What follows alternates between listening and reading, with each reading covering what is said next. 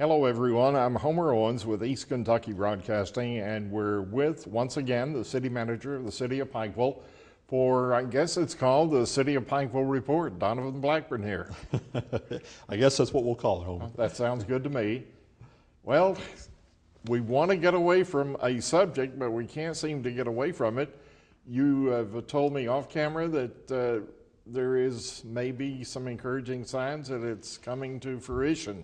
Well, as obviously, Homer, we have spent a lot of time dwelling on the tourism piece, and you know, first of all, let me say it's a very important issue, obviously, and I've said that on the previous shows, because tourism is a multi-billion-dollar industry for the state of Kentucky. We're on the West Virginia border, and being able, and also being the intersection of where four major highways connects Route 80, 460, 23, and 119. Tourism is a big part of our economy. So we've spent a lot of time over the past several months, obviously, talking about tourism. You and I have talked about it during each session. But we have, as I mentioned at the last meeting, I believe that, well, we do have a resolution. I won't say I believe we have a resolution. We do have a resolution. You're building a lot of drama into this. What is it? The drum roll, please. Yes. Huh? Well, you know, and again, I want to thank Judge Rutherford and his staff. I want to thank the Tourism Commission, the chairman, Judy Patton, and especially Reed Potter. Reed was very instrumental in sitting down with myself and the county.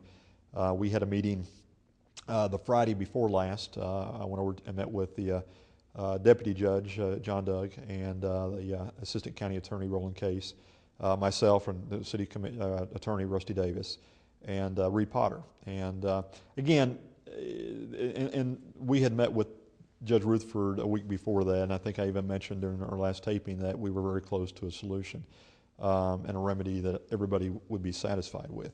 I've said this several times, and I'll say it again, Homer, that you know, this has been portrayed in a sense of a feud and a fight, and it isn't, and not by you certainly. You've been very kind. Trying to develop the positive side of this issue. Well, it is a very positive issue because what we're talking about is the future of Pike County. And tourism is a major component of that. I mean, we're made up, Pike County is the regional hub for the area. We're made up of different components such as educational, banking, finance, legal, and you know, other health care, and tourism. And with the East Kentucky Expo Center being a pivotal piece for not just the city of Pikeville and Pike County, but for all of Eastern Kentucky. And that's why it was so important to the city.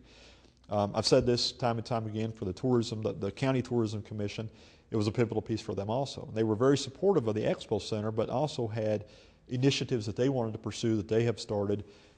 We did not ever agree with their initiatives. The problem was that there was an issue at hand that we needed to address and we needed funding for, and therefore our priority for the city was to put the city's tax base into that funding.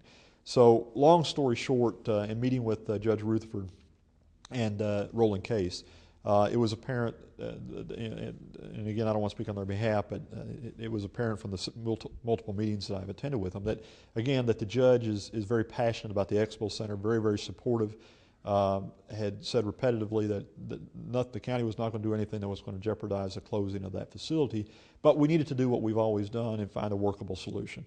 I'm sure Judge Rutherford sees the facility not only as an entertainment venue, but it serves other purposes within the county.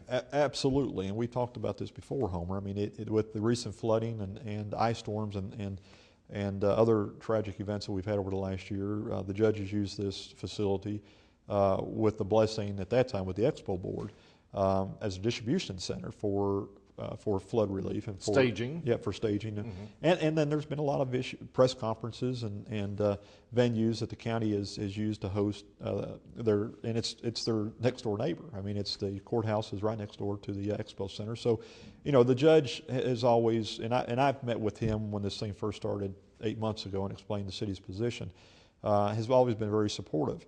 And the county and the city, you know, myself and the judge, as I've said on the shows before, have a great working relationship. We may not always see eye to eye, but we always find common ground. I said at the last meeting, Washington could take a lesson from what we've been able to do over the past several years. is that there's been multiple issues, a lot that didn't draw the attention of the press as this issue has, but there's been multiple issues that the city and the county has found themselves on different positions, but we've been able to, on every single item, come together and find a resolution and working together. Because as the county said, and we agree wholeheartedly, the city of Pikeville is in Pike County, and the county seat is in the city. So it's imperative that we work for the good of the people. The Expo Having Center. said that, I'm borrowing one of your phrases.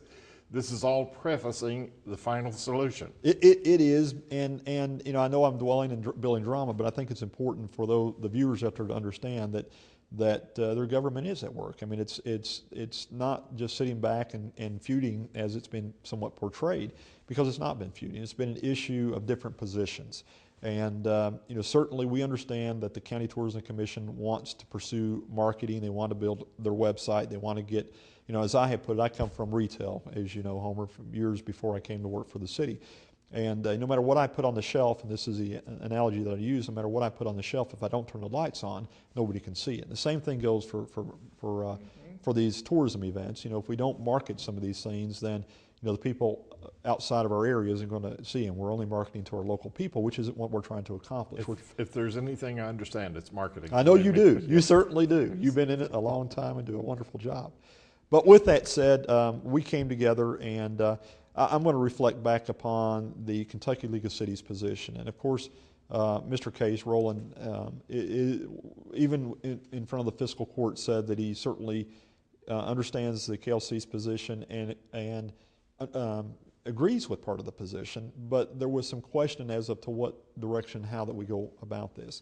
So with that said, I go back to the KLC position when they looked at the AG's opinion, said first of all that a city could withdraw, and it's very clear, and actually we have spoken to the existing Attorney General's office, and they agree with us that the city did have the right to withdraw. With that, the AG opinion from 1982 was specifically not withdrawal. The position wasn't a question of was a county withdrawing, it was a county was abolishing, first of all. And then second issue, it was a county, and it wasn't related to cities, and under city home rule, we have some latitude that really counties don't have. That opinion was handed down by the current governor when he was AG. Yeah, he wasn't it, and I believe he got it right, because under the statute there was no legislative authority allowing a county to withdraw. But the question wasn't asked for the city withdrawal, and it wasn't asking it with the withdrawal, it was asking if a county could abolish. You know, and understanding which we're getting off track a little bit, but the purpose, or the reason, the rationality, I should say, for that opinion is that you could create a board, and if you didn't like what a board was doing, you just abolish it and set up a new board. So certainly that's why that, you know, and that's not what the intent is. You select the board for their input, and you give them their term in their chair to make the decisions in the best interest of that board or that community. Politics and personal interest would enter into it if they were able to abolish. And we're not a communist regime. I mean, you know, we've got the regardless of what turmoil financially we're in right now, but we've got the best country in the world, and you know, our liberties that we're given. If you haven't traveled abroad, we take them for granted sometimes. So it's a great process, and it all came together with our meeting back to the position with KLC. So it all came together in the sense of saying, okay, the city can withdraw. Well, the KLC early on during their opinion said, but understand that if you withdraw, then there is an opportunity of creating another 3% on the city hotels, which would mean the funding mechanism would be in place for the city to be funded and the county tourism both to be funded. Now, again, to paint, I guess, the history on this is early on, the intent wasn't, from the city or the tourism's position, wasn't necessarily to look at another tax initially. But as we went forward and we understood what we were able to do, then it was crystal clear to us of what path that we could take to make everybody whole. Under the statute, again, KRS 91A 390, I believe it is, that when a tourism commission is created, then the statute says that it shall be, and I've said this before, that it shall be funded with a transit room tax of up to 3%. So where we found common ground, and again, Homer, I don't want this point to be missed, is that, because I've said it every time we've sat down, is that the people that serve on the County Tourism Commission are good people. They're good friends of mine. They've got a good heart. And we've never had a negative word towards each other. Now, we've had different opinions. I've had probably, I've had 3 or 4 meetings with, 3 meetings with Judy Patton. We've had several meetings with the Tourism Commission, with the City Commission, and I've had probably 10 meetings and phone calls, and I can't tell you how many emails and texts with Reed Potter, who's the vice chair of the Tourism Commission. And Reed and I have a history. We're good friends. We have a lot of commonality and a lot of good ideals together. So we've had a good relationship. And again, we have sat down and explained our position. We both stubbed up on our points, and then we worked through our points. But what we were able to do is with the county judge and rolling cases help, is to come together as a group and say, okay, now what's in the best interest of not just the Expo Center and not just the city and not just the county, but what's in the best interest of everybody concerned. And so what we did was we pulled back out the KLC's position, and we read through the statute again. and the statute is very, very clear in saying that when the city, and backing up, initially we said, okay, let's work together, keep the Joint Commission together. If the Joint Commission could stay together, then what we would do is that we would take the funds only that was generated by the city hotels and transfer that over to the Expo Center. But we would do some things like pay for the secretary. We would lessen the fees by having to move over to the hotel. There were some things we were trying to do to cut the expenses. Took the utilities out of play. Out of play, and that was some give and take, so that we didn't have to withdraw, so that we could stay as one. But because of the mechanism that you cannot impact the tax above 3%, it was apparent there just wasn't going to be enough funding for the county's initiatives and the city's initiatives. So the city at that time elected to withdraw. Now that's where it's somewhat confusing, if bear with me on the explanation. But by the city withdrawing under the statute, then the city was no longer a partner of the Joint Commission. So therefore, the city already had an ordinance. They had it since the 1980s, implementing a transit room tax, or affectionately known as a bed tax. So by the city withdrawing, we were mandated, to take the bed tax that was being paid to the Joint Commission, and it now has to fund the City Commission. So that bed tax that was from the city hotels, then that the city was collecting, then had to be paid to the City Tourism Commission. Let me stop you there just for a second. My head's spinning on this. Mine too. It took a long time for me to understand this, Homer. At the point where the Joint Commission was still intact, you say that the collection was on city hotels? Yes. Not on county hotels? Yeah, good point. I'm glad you cleared me up there. There was a 3% mandated across the county. The city collected the 3% for the city hotels because we were a joint board. So the city did our part and we collected our 3% from our city hotels. Turned it over to the Joint Commission. We turned it over to the Joint Commission. The county has an ordinance at the same time. An ordinance was enacted about the same time, and the county also was collecting from the county hotels. But it was being collected directly by the Tourism Commission instead of being collected by the county and being turned over to the Tourism Commission, which is permissible.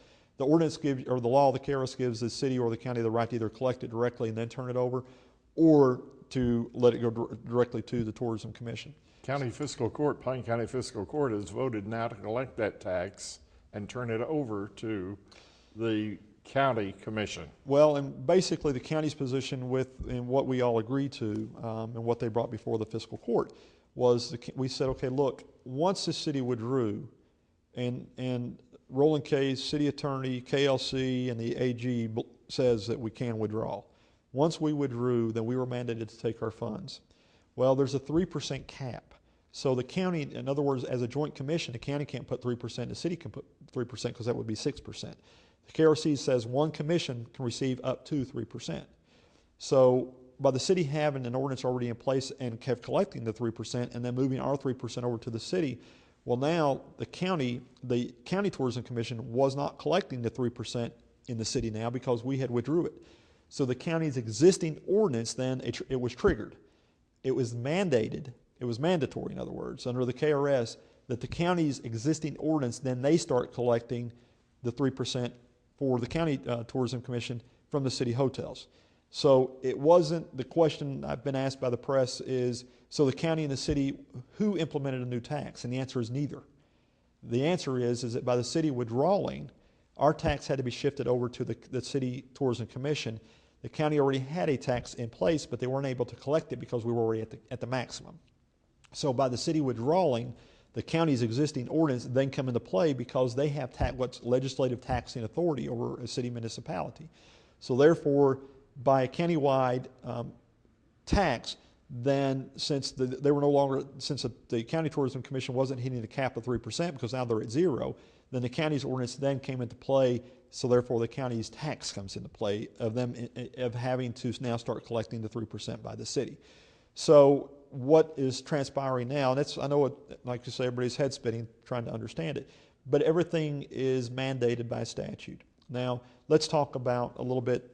Have we ever got to the solution, or did it Well, get by me? no, and that is part of the solution. Oh. It's somewhat confusing, but what the city and the county agreed to is the county said, look, we agree with you, and let's all work together. And in the spirit of cooperation, since you have withdrawn, we recognize that you have the right to withdraw. And by doing that, you have the right to take your funding.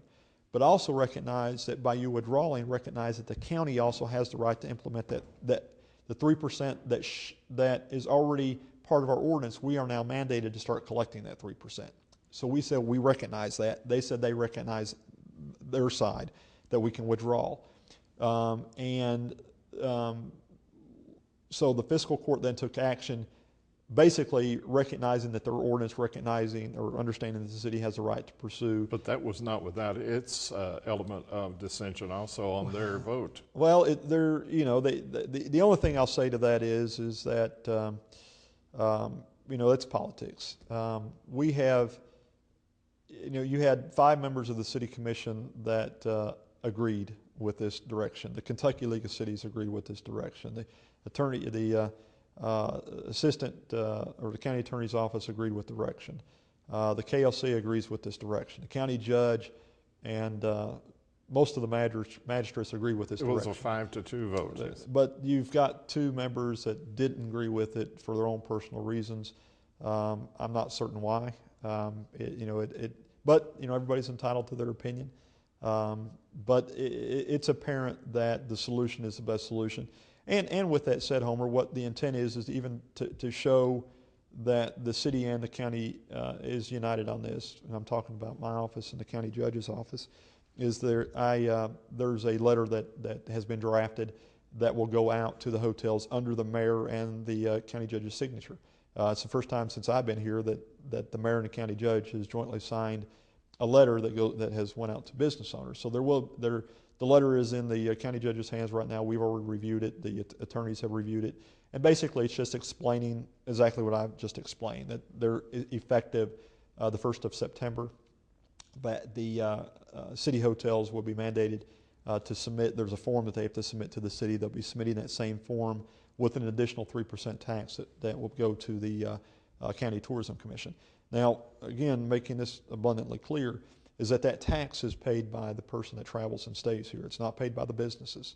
And then also to make that abundantly clear is that, and as we talked about at our last session, is, oh no, another tax. Well, this is, again, a different kind of tax. This is a regional tax. It's not paid by our local people. This is paid by businesses and people that travel through our community.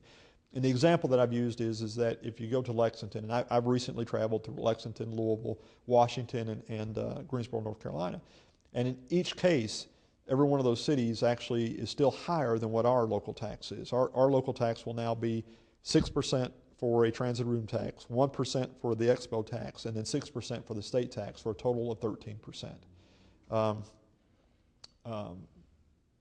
To support what happened, when I go to Lexington or Louisville, I'm not aware of any bid tax. It's a part of whatever the room cost is. So people are not that aware of it unless we keep beating a dead horse. And that's a good point to make. But I also wanted the viewers out there, because the viewers that are local people, and anytime they hear tax, they get nervous. But you're exactly right. When I go, I ask what the room rate is. If it's $99, the taxes that are on it are the taxes that are on it. But the other point is to also understand that even though ours is 13, Lexington is like 13.1, Louisville's like 13.5, Washington was 15.1 or 15.7, and North Carolina was 14 point something. So again, ours is in line. But the point that I made to the commission when I went back and looked at this is that our people travel. And as you do, as well as I do, Homer, you go to Lexington, Louisville, Charleston, places for one reason or another, whether you're going to a doctor, whether you're going to, entertainment, a show at Rupp Arena, or a basketball or football game, or whatever. I'm getting ready to leave next week to go to a conference in Louisville, and then I'm going to a governor's conference a conference in Lexington with the KLC, and then I got to go to a conference in Louisville at the end of the week in Louisville. Well, when I go there, my dollars are leaving this community, and I'm paying 13% or 14% down there that's benefiting that community. However, when they're traveling here, they're not paying that. So in fairness, those dollars that are outside the community need to come back into our community so they can be reinvested. Now, I've spoke with, for example, a good friend of mine, Frank Bailey, who's a local owner of a hotel, who also serves on... We'll ask you about that in a few minutes if there's any progress on that. New hotel. Well, I spoke with Frank. Frank's also on the city's tourism commission. He understands the importance of tourism. He understands what the Expo Center does for his business. But as the resolve of this came up, I just asked him, as a hotel owner, how does this impact you? He said, no, it doesn't impact me at all. How it impacts me is in a positive way, because by the city and the county generating these dollars and being able to market and create these venues, that creates more traffic for me. And I benefit from that as a business owner. So, as one of the largest hotels in our community, their position before that I went and even addressed this with the county and the commission, I went to the person that was going to impact and said, what do you think about this? And that was his answer. And Frank's a very honest and genuine guy and has great insight, and I have a lot of respect for him, as well as I do all the other hotel owners in the area. I mean, these are... we cannot do tourism if we didn't have the facilities to, once we bring these folks in, to stay at. So with everything said, the city and I actually made contact with Reed yesterday. The last piece of this is that he and I will be meeting. There is still some questions of when the taxes are going to be collected, how they're going to collect it, and we're going to iron out those details when we meet probably or talk either today or tomorrow. Assuming that we get over the tax issue, and it seems that it's very close to being resolved with the exception of what you just mentioned, any cooperation in the future between the two tourism groups? I'm glad you mentioned that. Absolutely, and again, Homer, I'll say it till I'm blue in the face. These are friends of ours, and we all have the same mission. We all have the same heart. We all have the same love for our community. And one of the things that when we met with the county that we stated very clearly to the judge, and I went back and said to the commission, is that we're committed to working together. This was never about, even though we separated, it wasn't about pulling us apart. It was about the circumstances and creating the dollars that was needed for the city to keep the Expo's doors open. We're now able to do that with this funding. We now are able to breathe a sigh of relief between the restaurant tax and the bed tax. We now have the funding mechanism to support the Expo Center. The Tourism Commission now is able to breathe a sigh of relief because they have the funding to continue their marketing. They're rebuilding their website, and they've got some other neat things that they're wanting to pursue. In possibility with the increased revenue that they will realize that they have initiatives that were on the back burner that they can bring forward. Well, and that's a good point. Back to your question a moment ago, or point a moment ago about talking about the new hotel. Right now the bed tax is generating somewhere around 100, just in the city and the county, about 100 and in the city alone $184,000. I think county and citywide about $200,000, $40,000. So the county tourism will have that $40,000 to operate. The city will have the $180,000 to operate, and again, city initiatives towards the Expo Center. What was the budget for the Joint Commission before this rearrangement? Well, and again, their taxes collected. The tax is about $240,000. So they're going to stay whole, but they've got a new hotel coming out, and which will be a city hotel.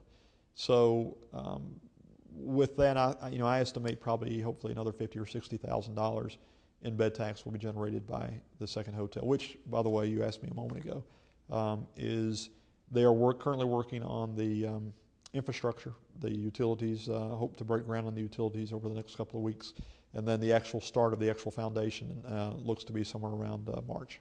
Natural segue into the construction around Pikeville. Can you give us an update on that? Well, we've got a lot of things going on. Obviously, the Project Development Board with the Judicial Center, and I'm on that board. I serve on that board. I've been very blessed to serve with a great board, a lot of good leaders in our community. And it's moving forward. The board met last month, or excuse me, we're already into this month. Time flies for us. This month on the design for the interior part of the building. As you've been down on Main Street, it's a 90,000 square foot massive facility. The location is obviously pivotal because it's a centerpiece that's going to be here for 100 years. The Project Development Board has acquired the adjacent property that's on that same street. The only piece of property that's not been acquired is the Chrisman building, and it's under negotiation. You're talking from Division Street Yes. to Pike Street, Yes. that block? Yes. Yeah, there's all the buildings that you see there, which is where Joyce's place was, the Lucas and Carter law firm, Marvin Hensley's building there on the corner of the old Citizens Bank building. All that has been acquired. The only, and actually, that was my position on the board. The board had actually asked me to do the negotiations on those. So I worked with Roland Case and Rusty Davis and was successful in acquiring those buildings. The concern with the buildings where they were so close to the Judicial Center that not only overshadowing them, but some of the age in those buildings during the construction had received some damage. So we certainly we wanted those folks to remain in town and to have some opportunity. But I don't know if you've been on Main Street. One of the last deals that we closed out was with Kent Carter and Mike Lucas, two good friends of mine who've been very, very supportive of this Judicial Center. But they bought the old bank building, the drugstore there on the corner of Division and Dickie Brewer property, was it? Or no, am it I was thinking- actually you caught me at a loss. I know who it is, but it'll come back to me here in just a second. What about the new taking out the rest of the block there? What are you going to do with that property? Well, be green space is the intent. Probably what will happen is, and again, the architect is still working on it, we'll probably move the parking more into a diagonal fashion, point inward. Right now you've got off-street parking, but as you come down, you can create some additional parking by coming in diagonally and then having green space on the other side of that. And actually giving the city the opportunity of creating which we're looking at two-way traffic on that street. Currently, you only got one-way traffic because you got And one. you say on that street, which street? Division. I'm sorry, Okay. on Division Street. If you look down towards Division, Homer, where the police station is, that's two-way onto Second Street from the boulevard to Second Street. But when you get to the Second Street, from Second Street to Main Street, that's one way with side parking. Well, if you take the side parking and you put it into the property where the building's set diagonally, well, now you got two lanes there. So it gives us the opportunity of looking at creating two ways of traffic. So if you're coming off the boulevard, you would be able to hit two ways of traffic on Pike Street, now Division Street, and then obviously down on Huffman, which allows the traffic flow around the city to be a little safer and get where you need to be, especially since the Judicial Center will be such a pivotal piece of a lot of people visiting. What is the progress on the Judicial Center? When is it expected to be Well, completed? it was a 24-month period. Where you're probably looking at another 12 months before completion. The biggest part of the construction, or a big part of the construction, I won't say the biggest part, was the foundation. This was a very unique foundation. First, there was actually the machine that drilled the foundation. I think there was only 2 or 3 of these machines in the entire United States. A lot of tamping went on. A lot of tamping, and basically what happened is that the surface beneath it, you went down, and again, I'm having to recall from some of the previous meetings and working with the engineer, but when you went down about 70 feet, it was dirt that had to be stabilized, and to create a pylon system basically is what happened. They go down, they drill down, and then they pump into a concrete type substance. It's really not concrete. This actually stuff will contract and expand a little bit, and it'll carry the load, because you got a 4-story, 90,000 square foot building that's on top of it. But in order beyond just the pylons was also the geothermal. So they had to go down further for the geothermal, down about 130 feet, I think it was. And with that, there is actually a raging river. I was going to say, you're to the river. Matter of fact, nobody knew how much water was down there. As a matter of fact, unfortunately, one of the buildings that was impacted. We're not talking about horizontal to the river, but straight down. Straight down. Yes. And one of the buildings that was impacted was the Ratliff building there, and unfortunately, the ground actually liquefied. And if you've looked at the building, it's kind of tilting sideways, and we ended up acquiring that building because of the damage that occurred by the site. And of course, when you're working with ground, you don't know what's beneath you. Things happen at times, and it was unfortunate, but it happened, and we were able to work with the owners and get through it. So, but the building's progressing. It's going to be an absolutely beautiful building. I've been very blessed and glad that I was part of this. Along with, like I said, we've got some great other folks on that board. Changing skyline of Pikeville would include the Pikeville College construction. Well, the medical school, $26 million facility is again going to add a lot of growth and a different look to the downtown area. As I said earlier, the city is not only known in the hub for the legal professions we just talked about in the medical hub, but also educational. Having a university now in the city. And the city's working with, since Governor Patton's been there, which we always had a great working relationship with Pikeville College at the time, but now University of UPike. But I've had a good relationship for many years with the Governor Patton, and with him coming on board, we have worked side by side on many initiatives. Obviously, the college is growing leaps and bounds. James Hurley is a great friend of mine, and James and I talk almost on a daily basis about I owe him one $1 issue. because I just said Pikeville College. You did, and, Yeah. and I caught the only reason why that I caught myself is because you said it first. Yeah. Matter of fact, you got my wife now charging me. We were coming Really? home from vacation, and I said it, and she said Homer's going to say you owe him $1. Right. But the college and what we're talking on right now is one of those projects is Pike TV. We partner with Pikeville College, and they're creating a curriculum, and the governor is the chairman of the Pike TV board. I'm the vice chair. Judge Rutherford's on the board, also serves as the treasurer. Well, let's talk about that. You were on a 5-year expansion plan or getting up and running. I always enjoy being in emerging situations. They're fun to put together early on. Where are we on that continuum? Well, Pike TV is just, it's moving. We've got, he's sitting outside the view right now, but one of the best finds, and sometimes Homer, timing is everything. But Al Greenfield is the station manager, the manager of Pike TV. Al is a gem. And, wonderful to work with. Absolutely phenomenal. But when I first had the concept of Pike TV was about 4 years ago, or actually about 5 years ago. Time flies, as I said. And about 5 years ago, I was starting to work with the negotiation of the franchise agreement with our cable provider. And I had just been to a conference, and during the conference, I saw government channels, and I thought, that would be great to offer, because the city, we really try to work on transparency, and it's a major, it's something I really, really believe in, and obviously I talk to the press quite a bit, and I believe that we need to. He does believe in it, folks. Well, we work for the people, and I don't think everything that we do, I think, needs to be out there, and the people need to understand that we're serving their interests, and if they don't like their interests, they need to let me know. If they like it, they need to let me know too. But we created this, or the thought behind it was creating a mechanism for transparency, and also to create a mechanism to be able to let the community know about things that we're talking about today, what all's going on.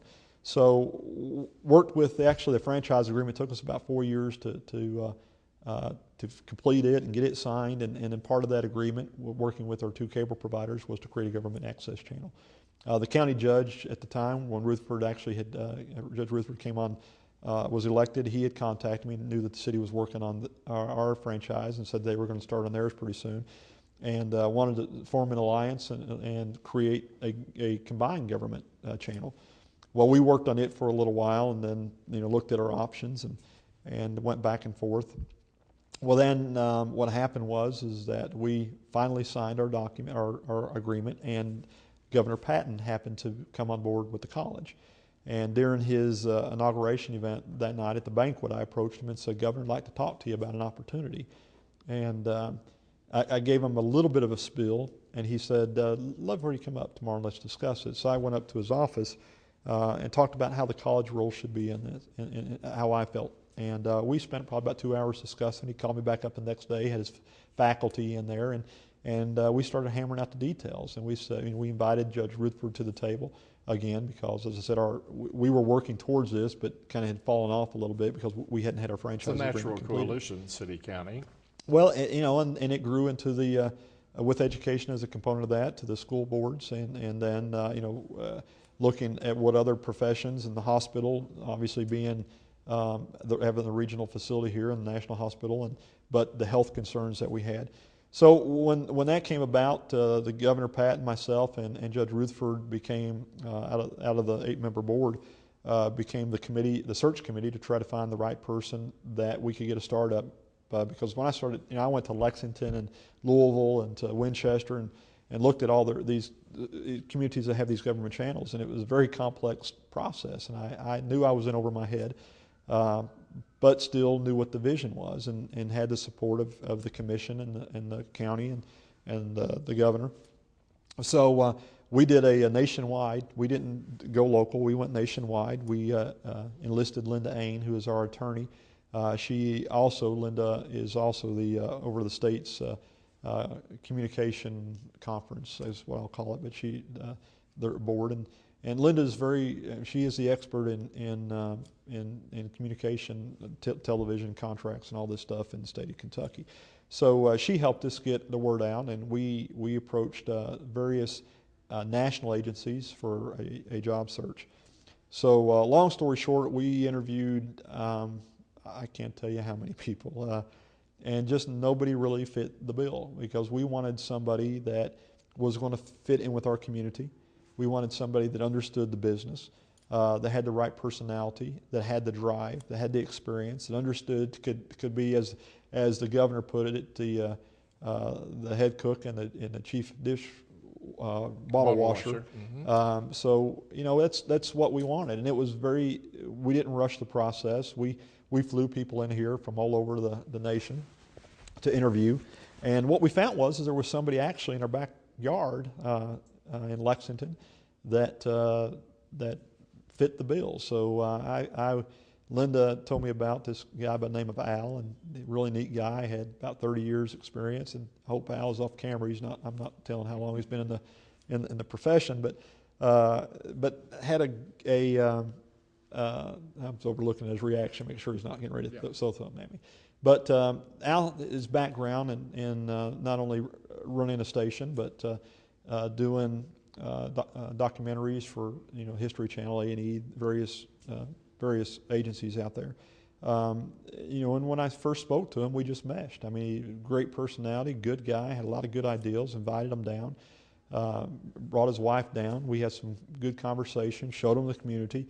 And Al had the same certainly not want to speak on his behalf, but during the process, had the same concerns. I want to make sure that I fit the community, and I want to make sure that support's going to be there. And so he came down and had meetings with the judge and Governor Patton, and we put him through the interview process, a very tedious interview process. And we found that it was a great fit. And so with the fit, to your question a moment ago, Al came on board. He's now a resident of Pikeville at least 5 days a week, and converses back and forth on the weekend. Speaking for East Kentucky Broadcasting, we have things that we're going to be doing with Al and Pike TV, and it will kick off pretty soon, some of the ideas. Well, Homer, and that's the great thing about Al, and of course Al is sidekick now. We came in and Al hired Eric, and who's also in the room, and so we've got some folks that understand broadcasting, they understand everything, how to do whether it's the mixers or the sound or whatever. So, we were able to come in and create a package for the equipment. The city had already ordered some equipment just based on my visits to Winchester and such, but Al came in and they sat down and started working with the experts in the field to find out what we needed. And then, as you said, the thing about Pike TV and about Al's leadership is the board's extremely satisfied with where we're heading. Though we got a slow start out of the gate, we have been running at a great pace over the past several months. And as you can see, those that are viewing this program, the quality of the programming now, the type of programming that's out there, and this is, understand, Homer, is the intent early on is with the college's participation is by creating a curriculum, they would create a student base of about 30 students the first year, another 30 students the second year. So by the third year, they would have a program up and running, and we would have somewhere in the neighborhood of 60 to 90 students that would actually be the people that would be going out there doing a lot of this work. Well, we've not had that yet. We've had some student participation. They've had some 4 or 5 interns at times, but pretty much most of what's been going on has been by the hands of 2 people. Nevertheless, many quality programs are still being produced and shown. Well, and above that, to your point, a lot of ideals of things that are getting ready to be unleashed to the public that is adding not only transparency in government, but it's adding a great quality of life. Because I can't tell you how many people now are coming up to me and saying, "Hey, I saw you on Pike TV, and that was really an interesting piece," and they were educated. So we don't have to worry. I mean, this agency isn't for government; is a way not only to get the word out, but it's also to explain the position. Because as you know, it's very hard to do in a 30-second segment on the radio, and you're trying to do a news piece, and you call me up and you say I got 2 minutes to put a piece together. It's hard to get everything. You can have 75 words, and that's it. That's it. And you always think about something after the fact, or I didn't say it this way, but to be able to see facial expressions, to be able to see what the issues are, for you to be able to ask me questions above and beyond just what the snippet is a valuable asset. But it goes beyond that. Seeing graduations and football games and civic events and on the channel repetitively. And then going into what the intent is, which is documentaries, and we've talked about this. We were just talking about what coal means to our community, and what has been in the press here lately. Let's talk about that for a moment, since you've opened the door there. The Expo Center will be featuring Big and Rich, along with Gretchen Wilson. That'll come up on the 13th, which is, we're taping on the 10th, so this may become a little bit dated after the 13th, but we need to touch on it. Yeah, we do. There was a story in the paper today about it, and week before last, it became apparent. And I'll backtrack a little bit. When about 3-4 days after we signed the show, we received an email from a gentleman representing an organization saying that one of the members of Big and Rich was anti-coal, which isn't necessarily true. He's anti-mountaintop is what he's anti. Not that I'm defending him in any way. Because one thing that absolutely positively needs to be understood is that the city of Pikeville, city manager, the city commission, the mayor of Pikeville is 100%. I mean, there's no other city community out there that's more pro coal than we are. The Mayor Justice is a coal operator and owner. He operates a couple of coal mines. The city just acquired a mountaintop removal site that we plan on putting a housing development on. The city was the first city in the state of Kentucky to file a suit against the EPA over the permitting process. So we understand what coal is to our community. We also understand that Expo Center was built by coal severance dollars and by the sweat and the hard work of the men and women that have been underground to give us the quality of life that we have today. The problem is that in this business, and we mentioned at on our last taping, how complex it is to try to recruit quality acts into our community. This is really your first big plunge into a big name act, and it's unfortunate that controversy has entered into it. Well, it's extremely unfortunate because I think, and I understand the national debate with coal right now, and that's why it's come to the forefront of why Big and Rich and why our ticket sales, I believe, has been down. I think part of it is the economy. I think that our ticket sales were down because it's back to school time and some things. But based upon I got a phone call this morning from a gentleman that just said, "We love the city. We appreciate all you do. It's nothing against you, but it's why the group of us hasn't bought a ticket." And I tried to explain to them that, I understand your position, but it's not really Big and Rich you're hurting. It's the Expo Center you're hurting. It's the community you're hurting. Because understand, Homer, that every artist out there has their own opinions on certain things. I was watching CNN night before last, and Matt Damon has been over CNN about his position on teachers. And certainly I share a lot of his views and understand, but that's what stars do, is they take their personal opinions and use their platform to get the word out there for different agencies and groups. This is not wrong. It's what America is all about. Yeah. It's freedom of speech. And I don't agree. I got friends of mine that are anti-coal. We fight tooth and nail. I told a story the other day, when the chamber had an event here a couple of years ago, and Naomi Judd presented. And I was asked by a good friend, Brad Hall, to take Naomi back to the airport if I would escort her to the airport. So I did. And of course, she's very anti-mountaintop. And my wife was absolutely amazed, because for 30 minutes, she and I had a very heated debate, understanding what our position is. But that's what America's about, is about debate. As long as, as a professional, you're not injecting those debates as part of what we're paying for, which is a performance, then that's what it is. You've got entertainers out there, and you can go online and do research on any entertainer. You're going to find that almost every one of them is whether they're pro-abortion, whether they're anti-abortion, whether they're pro-coal. I could go on and on. And that's what I did the other day. Once again, pro-coal may be too broad a designation. That's right. For this situation. That's right, because it's not that again, Big and Rich has actually, my understanding, has played some coal rallies. It's the mountaintop issue that they've got some issues with. And again, I disagree with this position. But you've got a national award-winning act that is coming to Pikeville. The problem is it's still coming. But what happens is, and let me explain this, is that, and this is what we've talked about with the Expo Center and the importance of the Expo Center. This is our Expo Center. This is our community's Expo Center. This isn't the city of Pikeville. It's not Pike County. It's not state of Kentucky. It's the people's Expo Center. And why is it the people? Because it's a tax base that's paying for the Expo Center to be open. So when we go into a facility and we book an act, we sign a contract. Now that act gets a certain amount of dollars. We formulate a formula. We look back at the act and we say, okay, this act has a history of selling 3,000 seats. So we know what our break-even point is. So the act comes in and says, okay, you signed a contract, we agree to come, and you guarantee us X amount of dollars. So when you take that formula, we say, okay, we have to sell 3,000 seats to get that. Well, if you look at their history, 3,000 seats has not been a problem. So we sign the contract.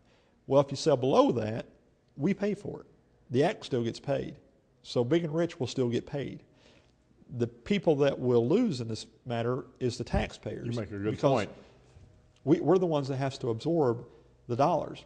Is the city of Pikeville at this point running scared about the break-even point? Well, it's in anything we do. We understood this when we took it over, that there's risk. And we talked about this at our last. You're deep enough into the process, though, to just about know what's going to happen. Well, we will take a loss on this. The question is how much of a loss. We hope that there was a couple of coal organizations contacted yesterday, and I believe that they're going to come out and ask people to support the show. I've had several conversations over the last couple of days, and people understand that this isn't the city's position, it's not the Expo's position, and it's not the entire band's position. It's one person on the band's position, and again, it's not that he's anti-coal. And I don't want to, I'm not defending him. My point is that the community's going to ask yourselves, is what do you want the city, how do you want the city to represent the Expo Center? Because if I go and I look at every single entertainer, I'm going to find something that every one of them has an opposition to, a platform for, something that we're not going to agree with. And I understand the national debate on coal and what coal means to Pike County. But we have to understand that as long as they're not using the venue for their platform, then it's not for us to judge or for us to do the research. And it's not a slap in the face. What we're trying to do is to bring quality of life. We're trying to bring people out of West Virginia, Lexington, wherever, to our community to spend their dollars here, to create a job base. But it puts concern in my mind that if the community is so opposed to something that they would boycott it, that would jeopardize the revenue stream for the Expo Center, because then it makes us second guess the next act that comes in or the next act that comes in. So, I hope, and again, I had a conversation yesterday with one of the coal organization, somebody that didn't represent them directly, but has some influence with them, and that had conversations. And the position that they have is that they support the Expo Center. It was built by coal severance. They certainly aren't opposed to and don't see the city or the Expo Center doing anything negative. We tried to make a positive out of it. We actually offered a 4-pack deal at $80 for coal mining families. Has that picked up sales any? The sales has picked up a little bit, but they need to pick up a little bit more. We got a few days left for the concert. It is good entertainment, and it's not. And understand, it's not the act you're supporting, it's the Expo Center in your community that you're supporting. What about the city fathers? How have they reacted to this possibility of taking a bath? They're not, at any time you're not satisfied if you've got a loss bracket. And it won't be so substantial that it will kill us, but it under the current economic position, we need that money for other things. We like to go over there and do some work on the Expo Center versus having to pay for an act that people are boycotting, because all it's doing is hurting the community. And I think the comment that was made yesterday by the commission and by the person who I was talking to is that Pike County and our region needs to show that we're bigger than what the folks that have the anti-coal position. That we show up and we support wearing our T-shirts and that we're pro-coal and that we're here to support our community. Have you got any feedback from Big and Rich about how they feel coming into a, might be hostile environment? No, and again, I think anytime that they play a venue such as this, that they understand that they're going to have two positions, the dynamics. For one. Two, I don't think there's an intent, I know there was not an intent for them to come and use that stage as a platform. So, if they come out and they do their job and they sing and everybody stands and claps and hums, then they've done what they've been paid to do. If they stand up and make an anti-coal comment, then I know that they know that there would be probably some adversity that would be caused before that. So they, you may have to book a plane trip out of Pikeville. Well, and I say adversity. I'm talking. We've got a great community, and that, Homer. And these are people that are passionate about what we do. We believe in coal. We keep the lights on. All of our families in one way or other has been related to coal, and so it really has nothing to do with the argument on coal as much as it does in the sense of what a performer is. And as long as they're professional, then we need to be able to look at bringing in quality acts to the facility. And I just hope that our community steps up and understands what the real issue is here, and that we're not booking a rally for somebody coming in here to spew pro or anti-coal sentiments. We're booking an act to come in to play and sing for a crowd. And the point that act you to make support the is Expo Center. they're going to get their money regardless. That's right. Of how many people are That's there. Right. Yeah, and there was a question or a comment. Then why did the city book an act? And again, we don't. There is in the history of these bookings, we don't go through and look if we got Disney on Ice. There was some controversy with Disney not too long ago. If you recall, a few years back. Does that mean we don't bring Disney on Ice in? So we would absolutely kill ourselves with no entertainment. And we've got to. And that's what and I go back to what you said a moment ago. It's what our country was founded upon: is different opinions, all walks of life, different creeds, colors, religion, different preferences and things. That's our diversity of our country.